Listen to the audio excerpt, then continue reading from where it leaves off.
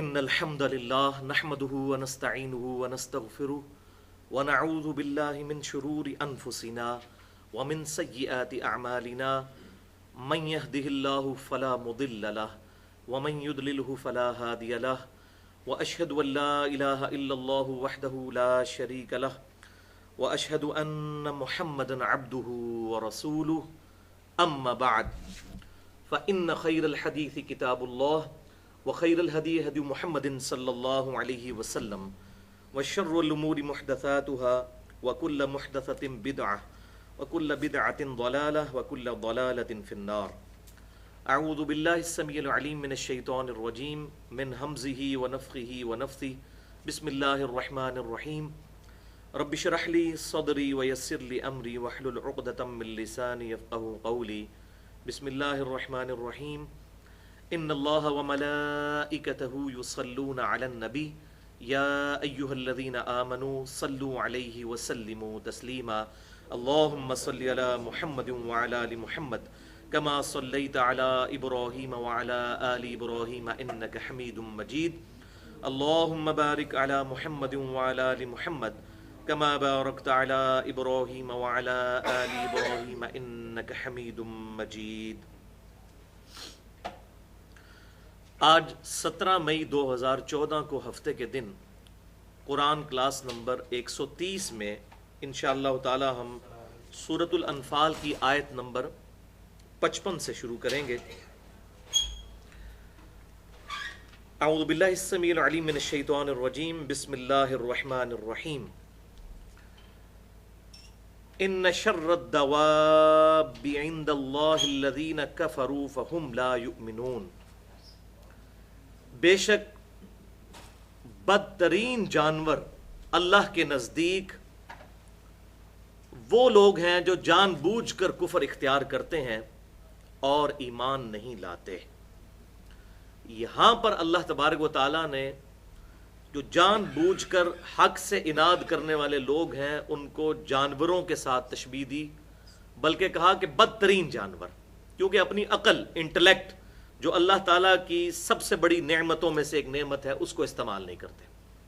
اور یہ مضمون قرآن پاک میں کئی دفعہ ریپیٹ ہوا ہے کہ جو لوگ اپنی عقل کو، اپنے کانوں کو، اپنی آنکھوں کو استعمال نہیں کرتے وہ جانوروں سے بھی بدتر ہیں. کیونکہ جانور اگر برائی سے بچتا ہے یعنی اپنی حفاظت کرتا ہے کسی دشمن کے اگینسٹ تو وہ اپنی انسٹنکٹ اور جبلت کی وجہ سے کرتا ہے، عقل کی وجہ سے نہیں. عقل اللہ تعالیٰ نے انسانوں کو، جنوں کو اور فرشتوں کو دی ہے. سورۃ الاعراف میں بھی ہم یہ آیت پڑھ چکے ہیں کہ جو لوگ اپنے کانوں کو استعمال نہیں کرتے، اپنی آنکھوں کو استعمال نہیں کرتے، اپنے عقل کو استعمال نہیں کرتے، اولئک کالانعام بل ہم اضل، وہ تو چوپایوں کی مانند ہیں بلکہ ان سے بھی گئے گزرے.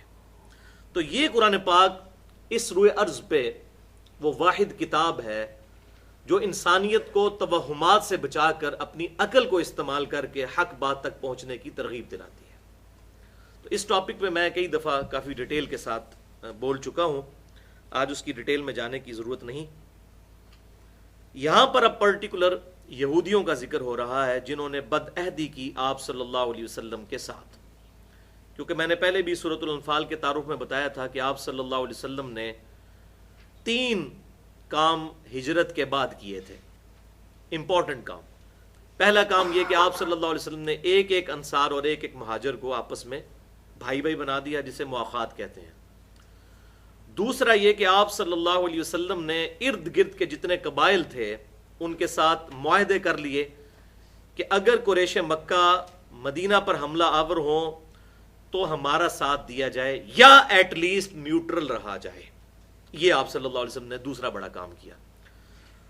اور تیسرا بڑا کام یہ کہ آپ صلی اللہ علیہ وسلم نے جو مدینہ میں یہودی آباد تھے ان کے ساتھ میثاق مدینہ والا معاہدہ کیا، جوائنٹ ڈیفنس آف مدینہ، کہ اگر مدینہ پر کوئی حملہ آور ہوا تو ہم مل کر مدینہ کی حفاظت کریں گے، خواہ یہودیوں کے اگینسٹ کوئی حملہ آور ہوا یا مسلمانوں کے اگینسٹ. لیکن بعد میں آپ کو پتہ ہے بنو قریظہ نے بھی اور باقی قبائل نے بھی مسلمانوں کے ساتھ بدعہدی کی اور اللہ تعالیٰ کی طرف سے عذاب کا فائنل کوڑا ان پر غزوہ خیبر کی شکل میں برسا، جس میں مسلمانوں کو فتح نصیب ہوئی۔ بہرحال یہ تو اب غزوہ خیبر سے بہت پہلے کی بات ہے، تقریباً 5 سال پہلے کی بات ہے جو اب یہ ڈسکشن چل رہی ہے۔ تو اللہ تعالیٰ فرماتا ہے کہ بدترین جانور وہ ہیں جو لوگ اپنی عقل کو استعمال نہیں کرتے، جان بوجھ کر کفر اختیار کرتے ہیں۔ تو اس میں پرٹیکولر یہود کی طرف اشارہ ہے کہ ان کے پاس علم بھی تھا، کتابیں بھی تھیں، انٹلیکچوئلز بھی تھے، جو مدینے کے رہنے والوں کو پہلے ہی کہتے تھے کہ پیغمبر آخر الزماں آنے والے ہیں۔ اوس اور خزرج سے جب لڑائیاں ان کی ہوا کرتی تھیں تو اوس اور خزرج جب ان پر غالب آیا کرتے تھے تو کہا کرتے تھے جب پیغمبر آخر الزماں صلی اللہ علیہ وآلہ وسلم آئیں گے تو ہم ان کے ساتھ مل کر تمہارے خلاف جنگ کریں گے، تو اس وقت ہمیں فتح نصیب ہوگی۔ تو یہودی تو ایمان نہیں لائے، لیکن وہی اوس و خزرج جن کو وہ دھمکی لگایا کرتے تھے وہ ایمان قبول کر گئے۔ یہ اللہ تعالیٰ کی طرف سے ایسا انعام اوس و خزرج کو ملا۔ بہرحال تو اللہ تبارک و تعالیٰ ان کی ایک اور خرابی بتاتا ہے یہودیوں کی، الذین عاہدت منہم ثم ينقضون عہدہم فی کل مرہ۔ یہ وہ لوگ ہیں کہ جنہوں نے محبوب صلی اللہ علیہ وسلم آپ کے ساتھ معاہدہ کیا لیکن ہر دفعہ اپنے معاہدے کو توڑ دیتے ہیں۔ وہم لا یتقون، اور وہ اس عہد شکنی کے اوپر ذرا بھی خوف اور ڈر نہیں رکھتے۔ اللہ پر تو بلیو رکھتے تھے نا، اللہ کا ہی خوف ہوتا کہ ہم مسلمانوں کے ساتھ عہد کرتے ہیں تو پھر مسلمانوں کی پیٹھ میں چھرا کیوں کھپوتے ہیں۔ اللہ تعالیٰ کے ساتھ بھی انہوں نے عہد کیا کہ ہم تورات پر عمل کریں گے، وہ عہد بھی توڑا۔ اس کے علاوہ ان کے جرائم کی پوری داستان سورۃ البقرہ میں کامل 9 رکوع ان کے جرموں کی داستان ہے کہ انہوں نے یہ کیا، پھر اللہ تعالیٰ نے فائنلی ان کے اوپر اپنا ڈیوائن فتویٰ لگایا کہ اب ہم ان یہودیوں کو ریپلیس کر کے امت محمدیہ صلی اللہ علیہ وسلم کو اب وہ تاج پہنانے لگے ہیں خلافت کا، اور اس کے سمبل کے طور پر اللہ تعالیٰ نے تحویل قبلہ بھی فرما دی کہ 2000 سال سے جو مسلمانوں کا قبلہ تھا بیت المقدس، اس وقت ظاہر ہے کہ یہودی بھی مسلمان ہی تھے جب تک انہوں نے نبی صلی اللہ علیہ وسلم کا انکار نہیں کیا۔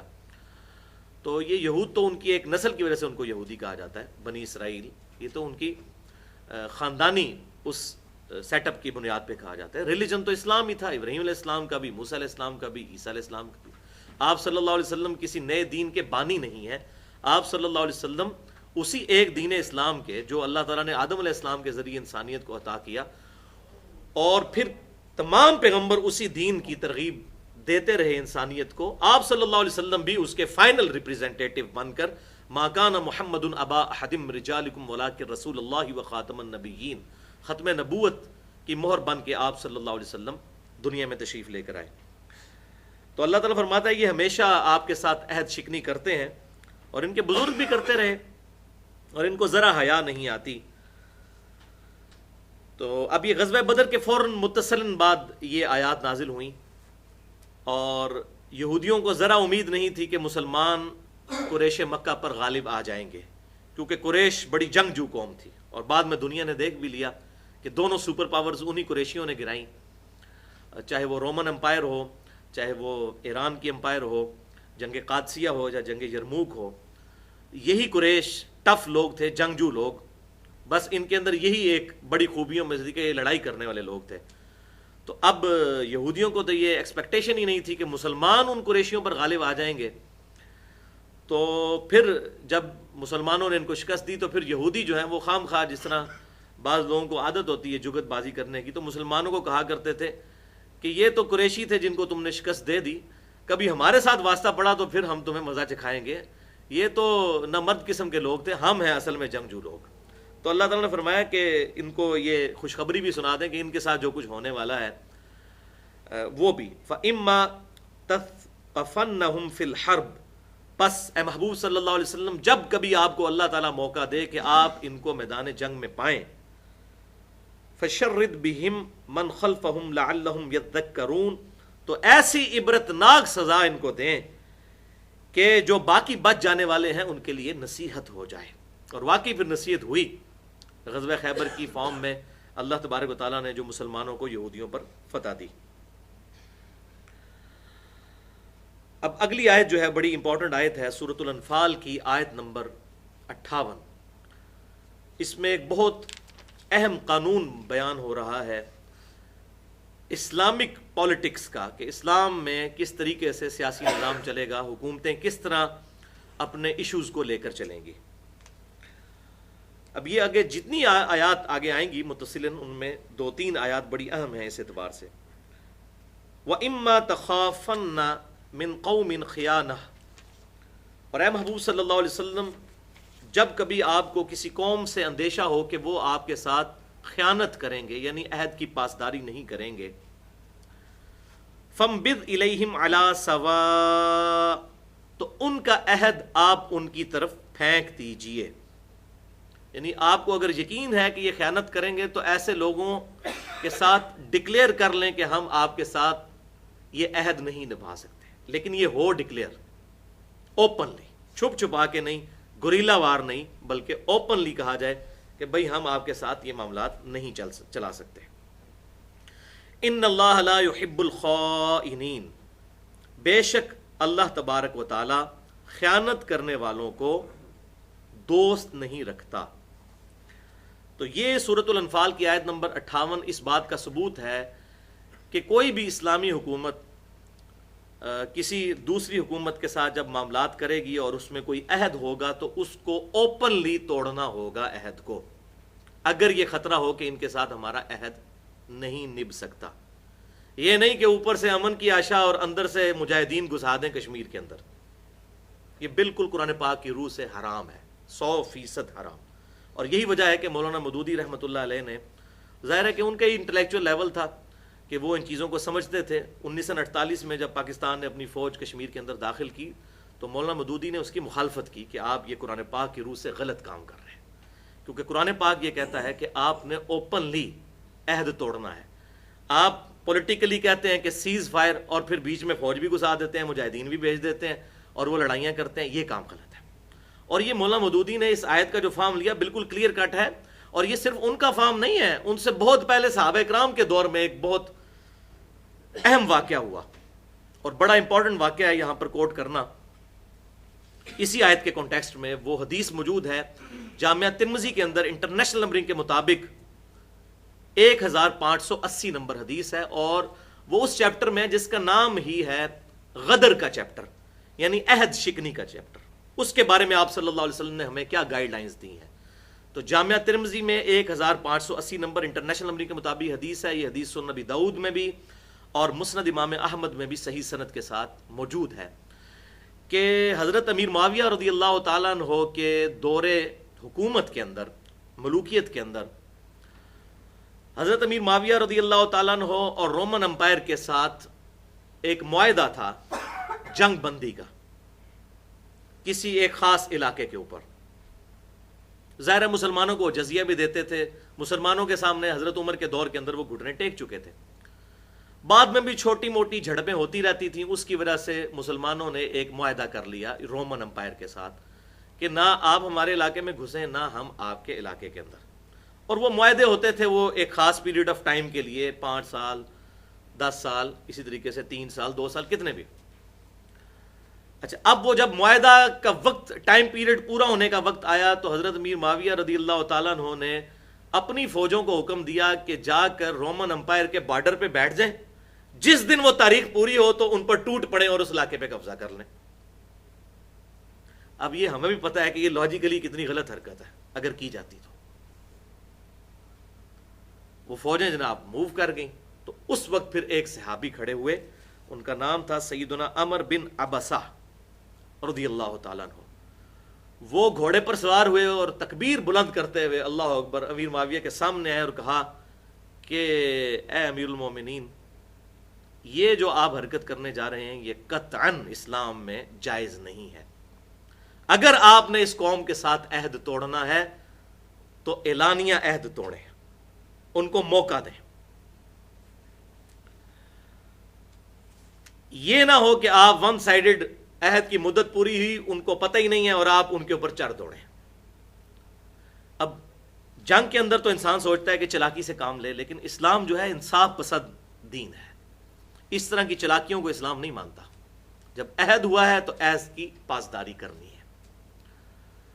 اور پھر انہوں نے نبی صلی اللہ علیہ وسلم کی اس حدیث کا حوالہ دیا کہ آپ صلی اللہ علیہ وسلم نے اس سے منع فرمایا ہے تو پھر حضرت امیر معاویہ رضی اللہ تعالیٰ عنہ نے اپنا ارادہ بدل لیا اور انہوں نے فوج واپس بلا لی.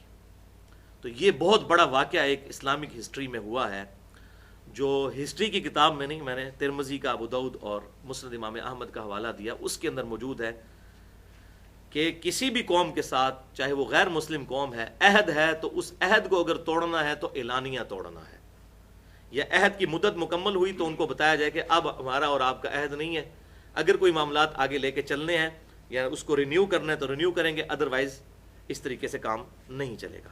تو یہ ہے طریقہ کار. لہٰذا یہ جو پاکستان جو کچھ انڈیا کے ساتھ کرتا ہے اب تک، اور اب انڈیا کر رہا ہے تو ہمیں تکلیف ہو رہی ہے، تو اس کی بنیادیں ہی بالکل قرآن و سنت کے خلاف تھی. اس وقت ویژن رکھنے والے مولانا مودودی رحمۃ اللہ علیہ جیسے لوگوں نے لوگوں کو سمجھایا تھا کہ خدا کے لیے اس طریقے سے قرآن پاک کے خلاف آپ مت چلیں. تو بارڈر پہ سیز فائر چل رہا ہے اور پھر یہ امن کی آشا، اور اس دوران اگر پاکستان کی طرف سے کچھ مجاہدین گھسا دیے جائیں کشمیر کے اندر اور جا کے پھر وہ وہاں پہ کوئی اس قسم کی حرکت کریں، وہ تو 8-10 ہندوؤں کو مارتے ہیں، اس کے بعد پھر مسلمانوں پر جو ریئیکشن آتا ہے ان چیزوں کا ہم اس کو میڈیا میں دیکھ لیتے ہیں. تو وہاں پر بھی تو مسلمان رہ رہے ہیں، 17% آبادی انڈیا کے اندر مسلمانوں کی ہے، تقریباً اتنا ہی مسلمان ہیں. پہلے تو پاکستان سے زیادہ تھے، لیکن ماشاءاللہ پاکستان کی آبادی جتنی تیزی سے بڑھ رہی ہے، پاکستان آگے نکل گیا، تقریباً اتنے ہی مسلمان 18-19 کروڑ کے قریب تو انڈیا کے اندر بھی موجود ہیں. تو اس طرح کی کوئی حرکت نہیں ہونی چاہیے کہ جس میں انسان جو ہے وہ اپنی مرضی سے کتاب و سنت کو چھوڑ کر سائڈ پہ رکھ کے اپنے جذبات کی بنیاد کے اوپر کوئی فیصلہ کرے، ہم یہ کر دیں گے، ہم وہ کر دیں گے. ایسا نہیں ہونا چاہیے. اور اس میں ایک ضمناً واقعہ سنا دوں. ابھی یہ اسی ویکینڈ کی بات ہے، اتوار والے دن ایک بندہ میرے پاس کشمیر سے آیا، سافٹ ویئر کے وہ ایکسپرٹ تھے، پڑھے لکھے انسان تھے ماشاءاللہ، اور کتاب و سنت کے منہج پہ. تو وہ کہنے لگے جی مجھے کچھ لوگ ملے ہیں جو ایجنسیوں کے لیے کام کرتے ہیں، تو انہوں نے مجھ سے ایک کوشچن کیا جو میں آپ سے کرنا چاہتا ہوں. میں نے کہا جی کریں. تو کہنے لگے کہ جی یہ بتائیے، اگر ایک طرف محب الوطنی ہو اور ایک طرف اسلام ہو تو کس چیز کو چوائس کرنا چاہیے؟ تو میں نے کہا یہ کوئی مسلمان تو کوشچن نہیں کر سکتا، کوئی غیر مسلم ہی محب الوطن کر سکتا ہے. مسلمان کو تو پتہ ہے اللہ از دا ٹاپ پرائورٹی، مسلمان محب الوطن تو ایسی بات نہیں کر سکتا. تو میں نے اس کو کہا کہ یہ اس کی ایگزامپل دیں، آپ تھیوریٹیکل بات نہ کریں. ہو سکتا ہے جس کو آپ محب الوطنی سمجھ رہے ہو وہ بھی محب الوطنی نہ ہو، بلکہ وہ وطن کے ساتھ دشمنی ہی ہو، آپ اس کو محب الوطنی سمجھ رہے ہو، اور ہوا ایسے ہی.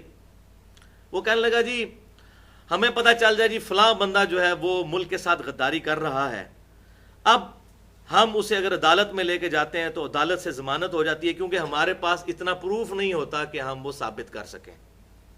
تو محب الوطن کیڑی سائڈ دے ہو تسی، پروف نہیں تواڈے کول ہوندا. اس دور دے اندر جب ویڈیو کیمرے موجود ہیں، پروف اکٹھا کریں. اسلام اس چیز کی اجازت دیتا ہے کہ بغیر پروف کے کسی کے اوپر کوئی ایکٹیویٹی پرفارم کر دی جائے، عدالت کے بغیر، ماورائے عدالت قتل. میرے باپ کا قاتل بھی میرے سامنے آ جائے، میں نے ویڈیو بھی بنائی ہو، تب بھی میں اس کو قتل نہیں کر سکتا بغیر عدالت کے.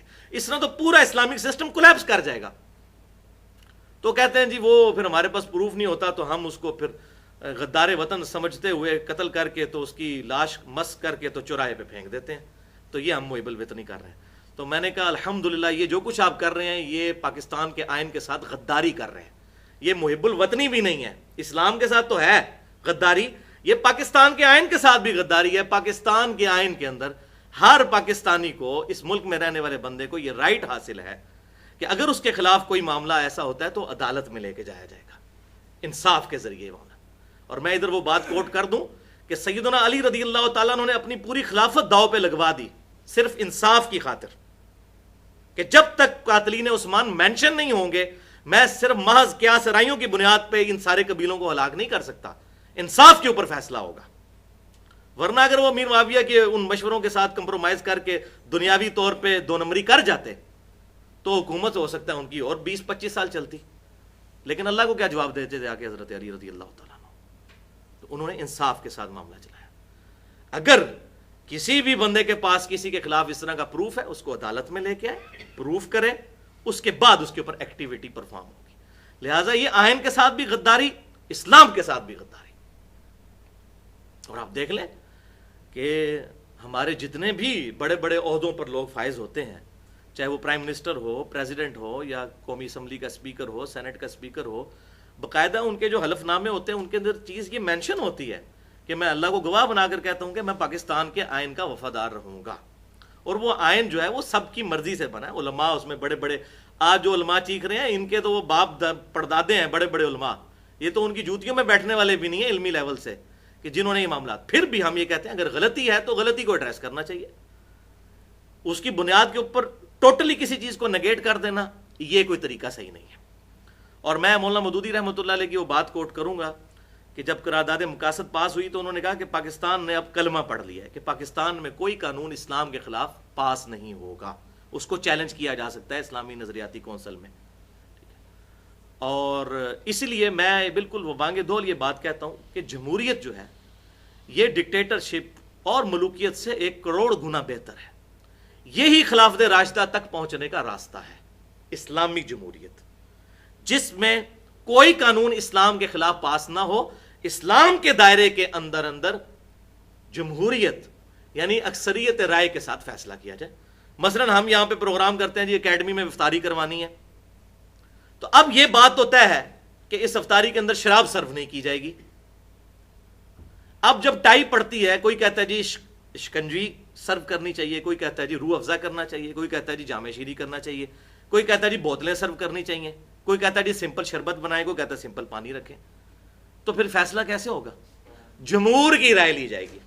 جیسے محدثین بھی تو یہی کہتے ہیں نا، کسی راوی پہ بحث ہوتی ہے تو کہتے ہیں جمہور محدثین کے نزدیک یہ روایت صحیح ہے، تو وہاں جمہوریت مان لیتے ہیں یہی محدثین. اس وقت جمہوریت شرک نہیں ہوتی. تو اس کو سمجھیں کہ کون سی جمہوریت شرک ہے. وہ جمہوریت شرک ہے جس جمہوریت میں قانون سازی لوگ کریں اسلام کے خلاف. جو اسلام کے اندر قانون سازی ہوگی وہ ٹھیک ہے. مطلب ٹریفک سگنل کے جو قوانین ہیں، اب آپ دیکھ لیں پچھلے 2 ہفتے پہلے وہ مفتی اعظم سعودی عرب کا فتویٰ آیا کہ جی ٹریفک سگنل کو توڑنا حرام ہے. اب قرآن حدیث میں تو کہیں نہیں لکھا ہوا، لیکن انہوں نے بیسک ہیومن رائٹس جو قرآن و سنت دیتا ہے اس کی بنیاد پہ یہ اجتہاد کیا کہ ٹریفک سگنل توڑنا حرام ہے، اور جو بندہ اوور سپیڈنگ کی وجہ سے مارا جائے تو اس پہ خودکشی کا حکم لگے گا. بالکل میں بھی انڈورس کرتا ہوں کہ ہم نے چیزیں لرن کی ہیں کہ نقصان دہ چیزیں ہیں. اور میرے آفس میں ایک کولیگ ہیں، ان کے بڑے بھائی جو ہیں وہ ریاض کے اندر میڈیکل ڈاکٹر ہیں. وہ کہتے ہیں جس دن سے یہ فتویٰ آیا ہے تقریباً 40 سے 50% ایکسیڈنٹس کی ریشو کم ہو گئی ہے سعودی عرب کے اندر یہ فتویٰ آنے کے بعد. کیونکہ وہاں لوگ اتنا کم از کم لحاظ کرتے ہیں کہ کوئی بات اگر آئی ہے تو ہم نے اس کو سیریس لینا ہے. تو مجھے بڑی حیرانگی ہوئی. میں نے کہا چلیں اتنے لوگ ہیں کہ لوگ سیریس لیتے ہیں، کوئی عالم کوئی بات کرتا ہے کتاب و سنت کے دلائل کی روشنی میں. تو اسلام کے دائرے کے اندر جمہور کی رائے دیکھنی چاہیے، اور اس میں بھی ظاہر ہے کہ اہل علم کو فوقیت دینی چاہیے، اس میں کوئی شک نہیں ہے. لیکن یہی نظام ہے جو آہستہ آہستہ ایوالو ہو کر وہاں تک پہنچے گا خلافت راشدہ تک. لیکن ڈکٹیٹرشپ، آمرانہ حکومت، ایک فوجی ڈکٹیٹر بیٹھ جائے اور وہ بدماشی کے ساتھ پوری قوم کو جن ان کی مرضی کے بغیر بیٹھا ہے، الیکٹ بھی نہیں ہوا، اور وہ چلانا شروع کرتے ہیں. یہ کوئی بادشاہ کے بن بیٹھے جس طرح ہمارے عرب ملکوں کے اندر نسل در نسل بادشاہ چل رہی ہے، اور وہاں پر کوئی بندہ بول بھی نہیں سکتا ان کے خلاف. تو یہ جمہوریت جو پاکستان کے اندر ہے اس وقت، اس میں کمزوریاں ضرور موجود ہیں، لیکن اوورآل کوئی شرک کے درجے میں کوئی ایسی چیز نہیں ہے. اس کے اندر امپروومنٹ آ سکتی ہے، اور یہ اسی جمہوریت کی تو برکت ہے. میں کیوں سپورٹ کرتا ہوں؟ یہ خلافت راشدہ کی طرف ایک لے جانے والا نظام ہے، ڈکٹیٹرشپ نہیں. ڈکٹیٹرشپ میں تو اگر آپ آواز اٹھائیں تو آپ کی گردن کاٹ دی جاتی ہے، آپ کو جیلوں میں ڈالا جاتا ہے. یہاں پر اگر آپ بات کرتے ہیں، میڈیا میں بات کرتے ہیں، اوپنلی بات کرتے ہیں، پرائم منسٹر کو سامنے بٹھا کے بات کرتے ہیں، کسی وزیر کو سامنے بٹھا کے، کسی کی جرت نہیں ہے کہ اس کے خلاف ریونج لے سکے اس وقت جو صورتحال بن چکی ہے. تو میں تو الحمدللہ ایک حق گو انسان ہوں، میں تو کوئی کسی معاملے میں لحاظ کرنے والے نہیں. ہم تو وہ مجھے اکثر لوگ پوچھتے ہیں جی آپ کس امام کے ماننے والے ہیں، تو میں کہتا ہوں میں امام حسین کا ماننے والا ہوں. تو امام حسین کا ماننے والا ہے تو پھر بات کرے گا ڈنکے کی چوٹ پہ، چاہے وہ کسی کو بھی بری لگے. ہم نے اللہ تعالیٰ کو خود جواب دینا ہے. چاہے فوج برا کرے گی، ایجنسیاں برا کریں گی، سیاستدان برے کریں گے، جو غلط کریں گے وہ غلط کریں گے. نہ کسی کی 1-2 کی غلطی اس پورے ادارے فوج کو بدنام کر دیتی ہے یا پوری سیاست کو بدنام کر دیتی ہے، ایسا نہیں ہوتا. ان غلطیوں کو ایڈریس کرنا چاہیے، اور اس کی بنیاد کے اوپر ایسی صورتحال نہیں کریٹ کرنی چاہیے کہ مسلمان سے لڑنا شروع کر دے اور عجیب و غریب قتل و غارت والا معاملہ شروع ہو جائیں. ایسی چیزیں نہیں ہونی چاہیے. اللہ تعالیٰ پاکستان کی حفاظت فرمائے، آمین.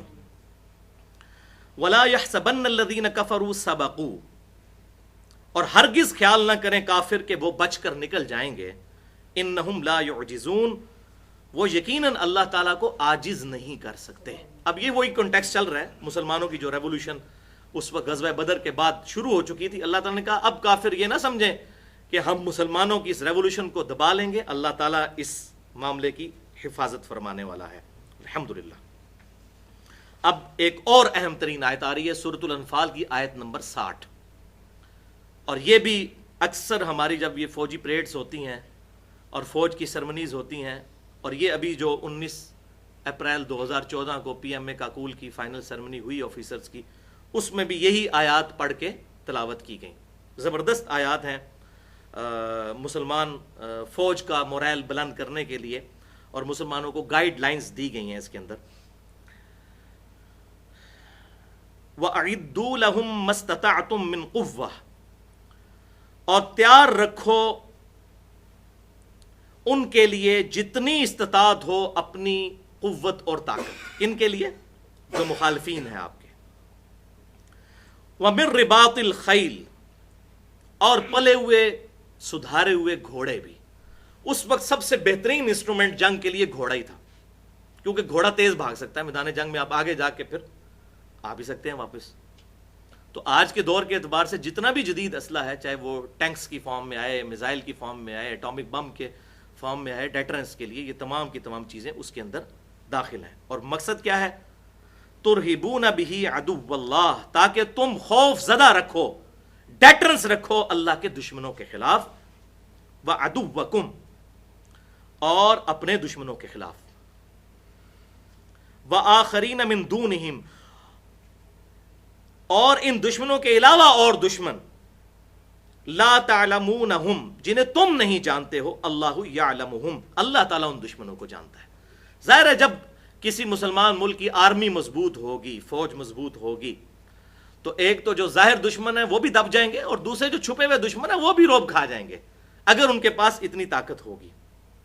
اور یہ بات بھی یاد رکھو، وما تنفقوا من شیء فی سبیل اللہ۔ اب یہ ہمارے لیے جو بیچارے ٹیکس دے رہے ہیں فوج کی ریکوائرمنٹس پوری کرنے کے لیے، اٹامک انرجی کی ریکوائرمنٹس پوری کرنے کے لیے، ظاہر ٹیکس تو ہمارے ہیں نا جی، پاکستانی عوام کے ہیں، تو ان کے لیے بشارت آ رہی ہے، وما تنفقوا من شیء، جو کچھ بھی تم اللہ کی راہ میں انفاق کرو گے، خرچ کرو گے، فی سبیل اللہ، اللہ کی راہ میں، یوفا الیکم، اللہ تعالیٰ اس کا پورا پورا اجر تمہیں دے گا، وانتم لا تظلمون، اور تم پر ظلم نہیں کیا جائے گا۔ تو تعویل خاص کے اعتبار سے تو یہ صحابہ کرام علیہم رضوان کے بارے میں تھی، اور قیامت تک کے لیے تعویل عام کے اعتبار سے جتنی بھی مسلمان حکومتیں آئیں گی، مسلمان عوام جو اپنی فوج کو مضبوط کرنے کے لیے کافروں کے خلاف، اسلام کے دشمنوں کے خلاف سپورٹ کریں گے، وہ اس کے اندر شامل ہے۔ تو اس میں آیا کہ ٹیٹرس اپنی قائم رکھو، جنگی صلاحیت، اس وقت کے اعتبار سے کہا کہ قوت کے ساتھ اور پلے ہوئے گھوڑوں کے ساتھ۔ تو قوت کی ڈیفینیشن صحیح بخاری اور مسلم کے اندر آپ صلی اللہ علیہ وسلم نے بڑی ایلیبریٹ کی ہے۔ بخاری اور مسلم کی متفقن علیہ حدیث ہے کہ آپ صلی اللہ علیہ وسلم نے ارشاد فرمایا کہ بے شک قوت رمی میں ہے، بے شک قوت رمی میں ہے، بے شک قوت رمی میں ہے، یعنی پھینکے ہوئے ہتھیاروں میں۔ اس وقت وہ تیر ہوا کرتے تھے، یہ شیطان کو بھی جو کنکریاں ماری ہے اس کو بھی رمی کہا جاتا ہے، یعنی پھینکنی ہوئی چیز۔ اور یہ الحمدللہ آپ صلی اللہ علیہ وسلم کا ایسا یونیورسل فرمان ہے کہ اس وقت آج کے ماڈرن دور کے اندر بھی یہ بات مانی جاتی ہے کہ قوت جو ہے وہ رمی کے اندر ہے، پھینکے ہوئے ہتھیاروں میں۔ یہی وجہ ہے کہ پاکستان نے پھر اپنا میزائل پروگرام 1992-3 کے اندر شروع کیا، اور الحمدللہ اس وقت لیڈنگ پاکستان اس حوالے سے ہے پوری دنیا کے اندر 8-10 ملکوں میں۔ تو کیونکہ پاکستان کے پاس جو اٹامک پاور ہے یہ پوری امت کی امانت ہے، صرف پاکستان کی نہیں۔ اللہ تعالیٰ نے اتنی بڑی قوت ایک اسلامی حکومت کو دی، اور اس میں بھی الحمدللہ ان لوگوں کی قربانیاں ہیں کہ جن لوگوں نے محنت کے ساتھ ان چیزوں کو اسٹیبلش کیا، اور فوج کی اس حوالے سے اس میں کنٹریبیوشن ہے سیکیورٹی کے پوائنٹ آف ویو سے۔ ادروائز باقی انٹلیکچوئل انپٹ تو ظاہر عوام الناس اور سائنٹسٹ اور اٹامک انرجی کے لوگوں کی ہے، وہ نان فوجی لوگ ہیں، لیکن ان کی اپنی کیٹیگری، ان کی اپنی کیٹیگری ہے۔ تو یہ پوری امت کا ایک سمجھ لیں کہ پوری امت کی ایک امانت ہے جو پاکستان کے پاس موجود ہے ڈیٹرنس کے لیے. لیکن یہ ایٹامک بم بغیر میزائل سسٹم کے کسی کام کا نہیں، کیونکہ ایٹم بم آپ نے اپنے ملک کے اندر تو پھینکنا نہیں ہے، دوسرے ملک میں پھینکنا ہے، تو اس کے لیے پھر رمی چاہیے، پھینکے ہوئے ہتھیار. اس کے لیے پھر پاکستان نے میزائل پروگرام شروع کیا. تو یہ دو چیزیں الحمدللہ مسلمانوں کے پاس، پاکستان کے پاس بہت بڑا ایسٹ ہے. اور میں یہ بالکل کلیئر کٹ بات ہے، تو اب میڈیا میں بھی آ چکی ہے، جہاں تک روایتی جنگ کا معاملہ ہے تو پاکستانی فوج اور پاکستان فوج کے ہتھیار کسی صورت انڈیا کا مقابلہ نہیں کر سکتے.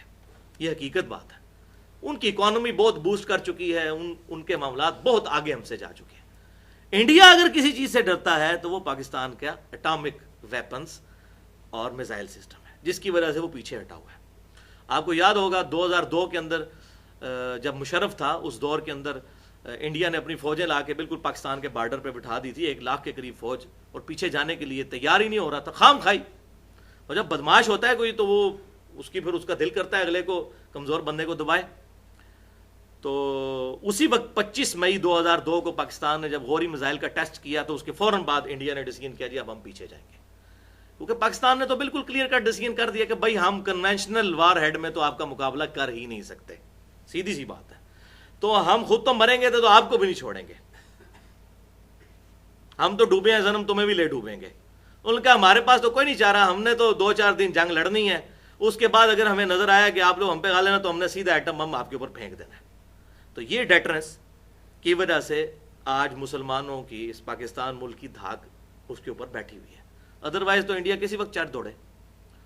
تو یہی بات ہے. اور یہ الحمدللہ پاکستانی فوج بھی یہ بات ریکگنائز کرتی ہے کہ اٹامک انرجی کے اداروں کی جو خدمات ہیں وہ اس حوالے سے بہت یونیک ہیں، اور وہی اصل میں ڈیٹرنس ہے الحمدللہ. تو یہ میں نے بھی رمی کے حوالے سے بھی چیزیں یہاں پر کلیئر کر دیں. اب اگلی آیت ایک اور اہم ترین آیت آ رہی ہے، ایک اور فلسفے کے پوائنٹ آف ویو سے، سورۃ الانفال کی آیت نمبر 61. آپ دیکھ لیجئے، آج 3 مختلف ٹاپکس آئے، بڑے امپورٹنٹ ٹاپک. اب یہ آیت نمبر 61، وَإِن جَنَحُوا لِلسَّلْمِ فَاجْنَحْ لَهَا وَتَوَكَّلْ عَلَى اللَّهِ. اور اگر کافر مائل ہوں اس بات کے اوپر کہ وہ آپ کے ساتھ صلح کریں تو آپ بھی پھر صلح کی طرف آگے بڑھیں اور اللہ پر توکل رکھیں. یعنی اگر کسی قوم کے ساتھ آپ کی جنگ مسلسل جاری ہے اور اب وہ کافر چاہتے ہیں کہ آپ کے ساتھ صلح کر لیں، ایون عین میدان جنگ میں بھی، تو آپ صلی اللہ علیہ وسلم کو حکم دیا گیا کہ آپ پھر صلح کریں. اور اس کی نمائندہ مثال جو ہے وہ صلح حدیبیہ ہے. مسلمان پاورفل تھے، 10,000 کے صحابہ کی فوج تھی، کافروں کو نظر آیا تو اب ہم رگڑ دیں گے ہمیں، انہوں نے کہا کہ ہم معاہدہ کرنے کے لیے تیار ہیں، اور ون سائیڈڈ انہوں نے صلح کی آفر کی. آپ صلی اللہ علیہ وسلم نے قبول کر لی، اگرچہ اکثر صحابہ کرام اس صلح کے حق میں نہیں تھے، لیکن بعد میں ثابت ہوا کہ آپ صلی اللہ علیہ وسلم کی اسٹریٹجی کامیاب ہوئی الحمدللہ. تو یہ کہا جا رہا ہے آپ صلی اللہ علیہ وسلم کو کہ اگر کافر صلح پر آمادہ ہوں تو آپ بھی صلح کرنے کے لیے تیار ہو جائیں. لہٰذا ہم اسی لیے یہ سپورٹ کرتے ہیں کہ اگر انڈیا یا پاکستان کے ایسے تعلقات بنتے ہیں، اب اللہ خیر کرے ایک اور جذباتی قسم کا پرائم منسٹر ان کا وہ نریندر مودی جو ہے وہ سلیکٹ ہو گیا ہے، پتہ نہیں آگے کیا کرتا ہے. بہرحال اگر یہ لوگ امن کی طرف جاتے ہیں تو قرآن کی روح سے ہمیں امن ہی کی طرف جانا چاہیے. اسلام تو ہے ہی پیس ہے، اسلام کا مطلب ہی کیا ہے؟ پیس، امن. تو میدان جنگ میں بھی اگر کوئی صلح آفر کرے تو اس کو صلح کو قبول کرو. تو آپ صلی اللہ علیہ وسلم نے نمائندہ مثال اپنی زندگی میں قائم کی صلح حدیبیہ کی فارم میں. انہ هو السمیع العلیم، بے شک وہ سننے والا ہے اور جاننے والا ہے. اور ساتھ ہی بھی فرما دیا وَإِن يُرِيدُوا أَن يَخْدَعُوكَ، اور اگر آپ کو یہ لگے کہ وہ آپ کے ساتھ دھوکہ کریں گے، یعنی یہ جو صلح کی ہے دھوکے پر مبنی ہے، فَإِنَّ حَسْبَكَ اللَّهُ، تو بے شک اللہ تعالیٰ آپ کے لیے کافی ہے. یعنی محض تخمینوں کی بنیاد پہ آپ صلح سے پیچھے نہ ہٹیں، اللہ پر توکل کریں، صلح کر لیں، ایک بار ان کو ننگا ہونے دیں، پھر دیکھی جائے گی. اور یہی ہوا، صلح حدیبیہ میں کفار مکہ کی طرف سے وہ معاہدہ ٹوٹا، اور پھر ابو سفیان دوبارہ معاہدہ کرنے کے لیے آیا تو آپ صلی اللہ علیہ وسلم نے کہا کہ نہیں، اب میں معاہدہ نہیں کروں گا. تو اللہ تعالیٰ فرما رہا ہے اگر یہ ڈر کے بھی صلح کر رہے ہیں کسی بھی معاملے میں، صلح کر لو. اسلام امن کو پسند کرتا ہے. هو الذی ایدک بنصرہ وبالمؤمنین، اور وہی اللہ ہے جس نے محبوب صلی اللہ علیہ وسلم آپ کی مدد فرمائی ہے اپنی خاص تائید سے، اور مومنین کے ذریعے صحابہ کرام جیسے جانثار لوگ آپ کے ساتھ اٹیچ کر دیے ہیں، جو آپ کے آنکھ کے اشارے کے اوپر اپنی جان دینے کے لیے قربان ہے۔ یہ اللہ تعالیٰ کے تو کرم ہے کہ آپ کو اتنے مخلص ساتھی عطا فرمائے ہیں۔ تو صلح حدیبیہ ایک نمائندہ مثال ہو گئی۔ دوسری نمائندہ مثال جو ہے وہ سیدنا علی رضی اللہ تعالیٰ عنہ کے دور کے اندر، جب حضرت امیر معاویہ رضی اللہ تعالیٰ عنہ کے ساتھ ان کا کنفلکٹ وہ چل رہا تھا، اس میں تحکیم کے مسئلے میں سیدنا علی رضی اللہ تعالیٰ عنہ نے صلح حدیبیہ کا ہی سہارا لیا تھا۔ جب حضرت امیر معاویہ نے دیکھا کہ وہ جنگ ہار رہے ہیں، جنگ صفین، تو انہوں نے پھر وہ عمر بن عاص کے مشورے سے قرآن پاک نیزوں پہ اٹھا لیے، پھر کہا جی میں صلح کرنے کے لیے تیار ہوں۔ اب حضرت علی کو ون سائیڈڈ نظر آ رہا تھا کہ یہ تو اب معاملہ ختم ہونے والا ہے، لیکن پھر بھی انہوں نے صلح کر لی قرآن پاک کی اس آیت کو پورا کرنے کے لیے۔ اور تیسری مثال حضرت حسن کی صلح ہے، وہ بھی میدان جنگ کے اندر ہی امیر معاویہ نے صلح کی آفر کر دی حضرت حسن رضی اللہ تعالیٰ عنہ کو، تو حضرت حسن نے پھر اس صلح کو قبول کر لیا، اگرچہ حضرت حسن کے ساتھی بڑے ناراض ہوئے۔ تو حضرت حسن نے پھر اسی چیز کا حوالہ دیا کہ کافروں کے ساتھ بھی اگر معاملہ ہو، میدان جنگ میں وہ صلح کی آفر کرے تو آپ صلح قبول کر سکتے ہیں۔ تو امیر معاویہ پھر مسلمان ہے، ٹھیک ہے کہ انہوں نے ایک بغاوت کا راستہ امیر المومنین کے خلاف اختیار کیا، لیکن اس کی وجہ سے کوئی اسلام سے نہیں وہ نکل گئے، سیاسی طور پہ ان کی ایک بغاوت ہے۔ تو اب وہ صلح کرنا چاہتے ہیں، تو پھر سیدنا حسن رضی اللہ تعالیٰ عنہ نے صلح کو ایکسیپٹ کر لیا، اور اس کی بشارت صحیح بخاری میں موجود تھی حضرت حسن والے چیپٹر میں کہ آپ صلی اللہ علیہ وسلم نے سیدنا حسن کو اپنی گود میں اٹھایا ہوا اور فرمایا کہ میرا یہ بیٹا سید ہے، اس کی وجہ سے مسلمانوں کے دو گروہوں میں اللہ تعالیٰ صلح کروا دے گا، اس کی وجہ سے، امیر معاویہ کی وجہ سے نہیں، حسن ابن علی کی وجہ سے۔ اور ظاہر ہے کیونکہ انہوں نے ہی اپنی پوسٹ چھوڑی تھی، قربانی حسن ابن علی رضی اللہ تعالیٰ عنہ نے کی۔ پہلے اس حوالے سے یہ ساری جو اسلام کی ہسٹری میں ایک بڑا ان ریزالوڈ ایشو بنا کے بعض لوگ پیش کرتے ہیں، اس میں میں نے 2 ریسرچ پیپر لکھے ہیں۔ ریسرچ پیپر نمبر 5A رافضیت، ناسبیت اور یزیدیت کا تحقیقی جائزہ، اور ریسرچ پیپر نمبر 5B واقعہ کربلا کی اسلامی تاریخ 50 صحیح الاسناد احادیث کی روشنی میں۔ دونوں یہ تقریباً 3 MB کی فائل ہیں، اہل سنت پاک.com پر مفت ڈاؤن لوڈ کر سکتے ہیں۔ ہم ریسرچ پیپر یہاں لوگوں کو فری دیتے بھی ہیں، جس کو شوق ہو تو وہ اس کو پڑھ سکتا ہے۔ بہرحال اس کی بنیاد وہ یہی آیت ہے کہ اگر کافر یا آپ کے مخالفین آمادہ ہو جائیں اس بات کے اوپر کہ وہ صلح کرنا چاہتے ہیں، تو آپ ان کی صلح کی آفر کو قبول کریں اور صلح کی طرف جائیں۔ اس کے بعد آپ صلی اللہ علیہ وسلم کو ساتھ کہا گیا کہ آپ پھر اس کی ٹینشن بھی نہ لیں، اللہ تعالیٰ آپ کے لیے کافی ہے۔ دیکھیں اس نے آپ کی مدد فرمائی ہے اپنی طرف سے، خاص فرشتے نازل فرما کے، اور صحابہ کرام علیہم رضوان جیسے مخلص لوگ آپ کے ساتھ اٹیچ کر دیے ہیں۔ وَأَلَّفَ بَيْنَ قُلُوبِهِمْ، اور یہ صحابہ ایسے ہیں کہ ان کے دلوں میں پھر محبت ڈال دی ہے اوس اور خزرج کے اندر۔ یہ پرٹیکولر اوس اور خزرج کا، انصار مدینہ کا ذکر آ رہا ہے، کیونکہ اوس اور خزرج اسلام سے پہلے آپس میں ہمیشہ لڑتے رہتے تھے، اور سینکڑوں لوگ ایک دوسرے کی طرف سے قتل ہو چکے تھے۔ اسلام آنے کے بعد وہ آپس میں بھائی بھائی بن گئے اسلام کے رشتے سے، اور وہی اللہ تعالیٰ اپنا احسان فرما رہا ہے کہ اللہ تعالیٰ نے ان کے درمیان، ان کے دلوں کے درمیان الفت پیدا کر دی۔ لو انفقت ما فی الارض جمیعا، اور اے نبی صلی اللہ علیہ وسلم آپ پوری دنیا کی بھی دولت خرچ کر دیتے کہ ان دو قبائل کے درمیان محبت پیدا کر سکیں، تو آپ نہیں کر سکتے تھے، پیسے کے ساتھ نہیں محبت پیدا ہوتی۔ ما الفت بین قلوبہم، کبھی آپ ان کے درمیان محبت نہیں پیدا کر سکتے تھے۔ ولکن اللہ الف بینہم، بلکہ اللہ ہے جس نے ان کے دلوں میں محبت پیدا کر دی۔ اسلام کے ذریعے وہ جو آپس میں کئی سالوں سے دشمن تھے اوس اور خزرج، ان کو آپس میں بھائی بھائی بنا دیا، الحمدللہ۔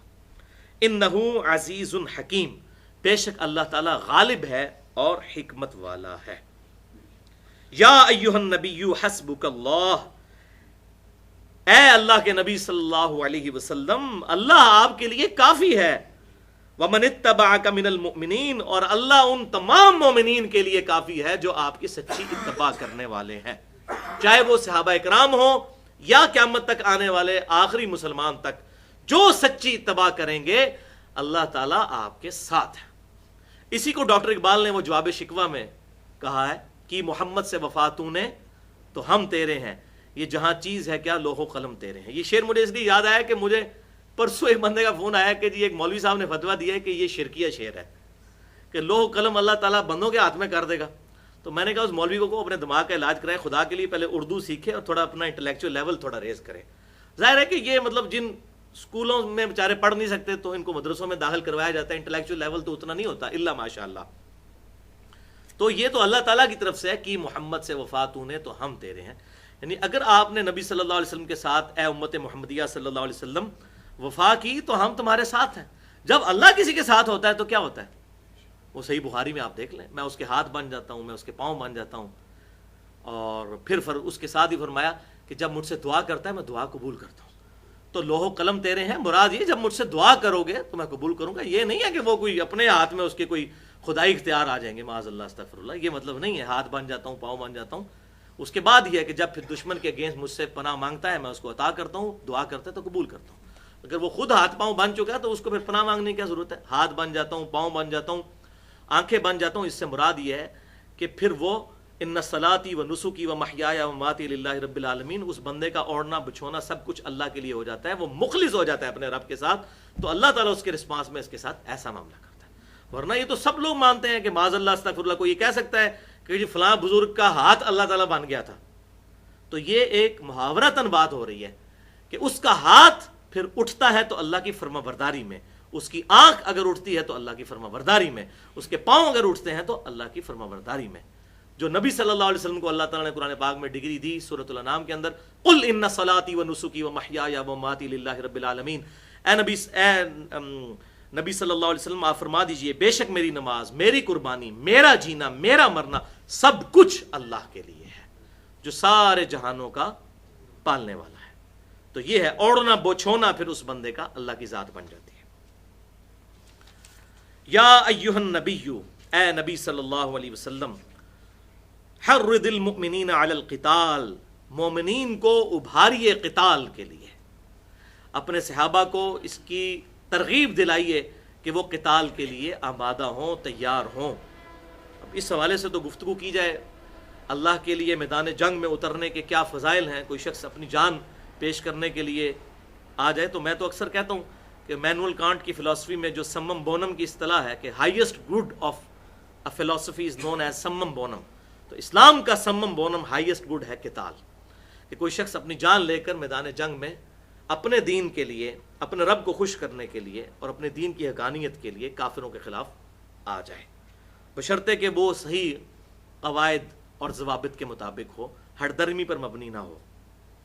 تو اس حوالے سے میں نے قتال کی اہمیت پہ گفتگو کی ہے، مسئلہ نمبر 25 کے نام سے، قتال کی اہمیت اور کلمہ گو مسلمانوں کی تکفیر کی مذمت. کیونکہ بعض لوگ آج ان قتال کی آیات کو لے کے جو پرٹیکولر صحابہ کرام علیہم رضوان کے دور میں اس خاص سرکمسٹانسز میں تھی جب کوئی دوسری رائے نہیں تھی، کیونکہ اللہ تعالیٰ وحی کے ذریعے نبی صلی اللہ علیہ وسلم کو آگاہ کرتا تھا.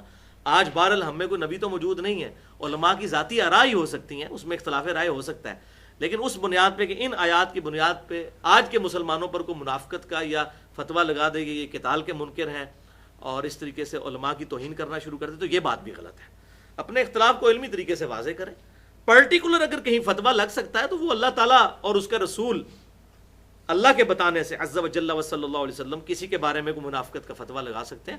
ہم لوگ یہ اختیار نہیں رکھتے. اور صحیح بخاری میں کتاب الشہادات میں موجود ہے یہ حدیث، سیدنا عمر فاروق رضی اللہ تعالیٰ عنہ کا قول موجود ہے کہ جب تک اللہ کے نبی صلی اللہ علیہ وسلم ہم میں موجود تھے، اللہ تعالیٰ کی وحی کا سلسلہ جاری تھا، تو ہم کسی بندے کے اگر باطنی جو خیالات ہوتے تھے وہ بھی اللہ تعالیٰ وحی کے ذریعے اپنے نبی کو مطلع کر دیتا تھا، تو اس وقت فیصلے ہوتے تھے. لیکن اب دنیا سے آپ صلی اللہ علیہ وسلم جا چکے ہیں، ہم لوگوں کے ظاہری اعمال کے اوپر فیصلہ کریں گے جو ان کے ظاہری اعمال ہیں. تو اگر کوئی کہے جی میری نیت نہیں تھی یہ کام کرنے کی، قانون کے دائرے میں وہ بندہ آئے گا جس نے بھی غلط کام کیا. تو اے نبی صلی اللہ علیہ وسلم مومنین کو ابھاری قتال کے اوپر. ان یکم منکم 20، اگر ہوں گے آپ کے اندر 20 آدمی، لیکن کیسے؟ صابرون، صبر کرنے والے، یغلبون 200، تو وہ 200 پر غالب آ جائیں گے. یعنی مسلمانوں کی قوت ایک مسلمان 10 کافروں کے اوپر بھاری ہے. لیکن پھر مسلمان پھر صحابہ کرام علیہ رضوان جیسا ہو، وہ والا مسلمان ہو جس کا ایمان وہ والا ہو. وَإِن يَكُن مِّنكُم مِّئَةٌ يَغْلِبُونَ أَلْفًا مِّنَ الَّذِينَ كَفَرُوا، اور اگر تمہارے اندر 100 صبر کرنے والے لوگ موجود ہوں گے تو 1000 کافروں پر غالب آ جائیں گے. اور اس کی ریزن بتا دی، بڑی ٹیکنیکل فلسفیکل ریزن.